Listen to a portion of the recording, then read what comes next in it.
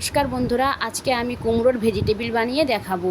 এটাও আমার ভিডিওটা দেখে অবশ্যই বাড়িতে বানিয়ে দেখবে, খেতে খুব সুন্দর হয়। এই যে আমি একটা কুমড়ো নিয়ে নিয়েছি, কুমড়োটাকে এবারে কেটে নিচ্ছি। এই যে পরিষ্কার করে ছাড়িয়ে কেটে নিতে হবে। এই যে আমি এইভাবে এরকম করে ছাড়িয়ে নিচ্ছি, এক একটা করে এরকমভাবে ছাড়িয়ে নিতে হবে। ছাড়িয়ে এই যে আমি এক একটা করে কেটে নিয়েছি, সব এক একটা করে সবগুলো কেটে নিচ্ছি। এই আমার কাটা হয়ে গেছে। এবার আমি এইগুলোকে ধুয়ে এবার আমি কুড়ে নেব। এই যে আমি কুড়ে নিচ্ছি এক একটা করে, দেখো এরমভাবে কুড়ে নিতে হবে, সুন্দর করে এইভাবে কুড়ে নিতে হবে। এই যে আমি কুড়ছি, এই যে আমার কুড়া হয়ে গেছে। এবার আমি একটা ভাজা মশলা বানিয়ে নেব। তার জন্য কড়াইতে 1 চামচ জিরে দিয়ে দিয়েছি, 1 চামচ গোলমরিচ দিয়ে দিয়েছি। এবার আমি এলাচ আর লবঙ্গ দিয়ে দিচ্ছি, একটু লবণ দিয়ে এগুলোকে আমি ভেজে নেব। সুন্দর একটা ভাজা মশলা বানিয়ে নেব। এবার আমি কড়াই তেল দিয়ে দিচ্ছি, তেলের মধ্যে আমি অল্প কিছু বাদাম দিয়ে দিচ্ছি।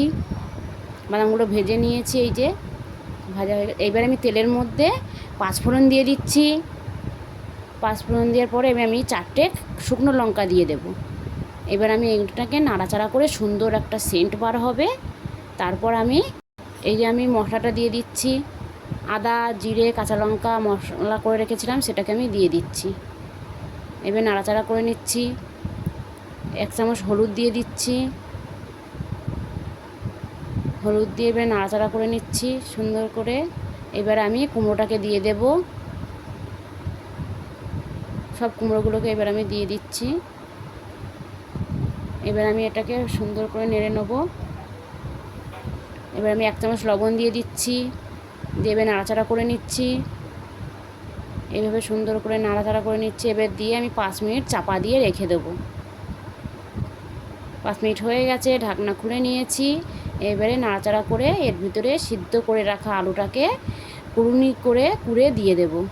এই যে আমি দিয়ে দিচ্ছি আলুটাকে, দিয়ে এরপর আমি পেঁয়াজ আর কাঁচা লঙ্কা কুচিটা দিয়ে দিচ্ছি। এরপর সে ভেজে রাখা বাদামগুলো দিয়ে দিচ্ছি, দিয়ে নাড়াচাড়া করে নেব। এবার ভেজে রাখা মশলাটা দিয়ে দিচ্ছি। এরপর আমি একটু ধনে গুঁড়ো দিয়ে দিচ্ছি, 1 চামচ চিনি দিয়ে দিচ্ছি। এবার আমি 1 চামচ গুঁড়ো লঙ্কা দিয়ে দিচ্ছি। এরপর আমি এগুলোকে নাড়াচাড়া করে নিচ্ছি সবগুলো একসাথে। এই যে আমার কুমড়োটা রান্না করা রেডি হয়ে গেছে। এবার আমি ভেজিটেবিলগুলো বানিয়ে নেবো এক একটা করে। এই যে আমি এক একটা করে বানিয়ে নিচ্ছি। এবারে বানিয়ে আমি শুকনো ময়দা দিয়ে মাখিয়ে নিচ্ছি।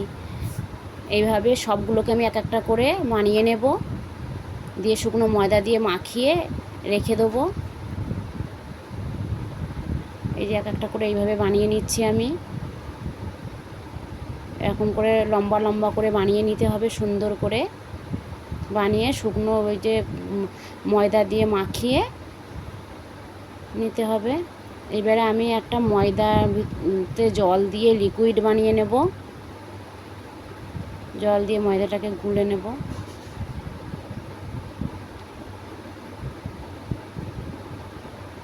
না মোটা না পাতলা, এইভাবে একটা ময়দাটাকে গুলে নেব। এই যে আমার ময়দাটা গোলা হয়ে গেছে। এবার ময়দার ভিতরে ডুবিয়ে নিয়ে এবার টোস্টের গুঁড়ো দিয়ে কোট করে নিচ্ছি। এই যে এইভাবেই সবগুলোকে আমি টোস্টের গুঁড়ো দিয়ে কোট করে নেব। এইবার আমি গরম তেলের ভিতরে এক একটা করে দিয়ে দেব, দিয়ে ভেজে নেব। এই যে আমি এরকমভাবে ভেজে নিচ্ছি, সুন্দর করে লাল লাল করে ভেজে নিতে হবে। উল্টে পাল্টে এইভাবে ভেজে নিতে হবে। এই যে লাল লালভাবে ভেজে নিতে হবে সুন্দর করে। এই যে আমার ভাজা হয়ে গেছে। এই যে আমার সুন্দর করে লাল লাল করে ভাজা হয়ে গেছে। ভিডিওটা যদি ভালো লেগে থাকে অবশ্যই লাইক কমেন্ট সাবস্ক্রাইব করে দেবেন, আর বাড়িতে অবশ্যই বানিয়ে দেখবেন। নমস্কার।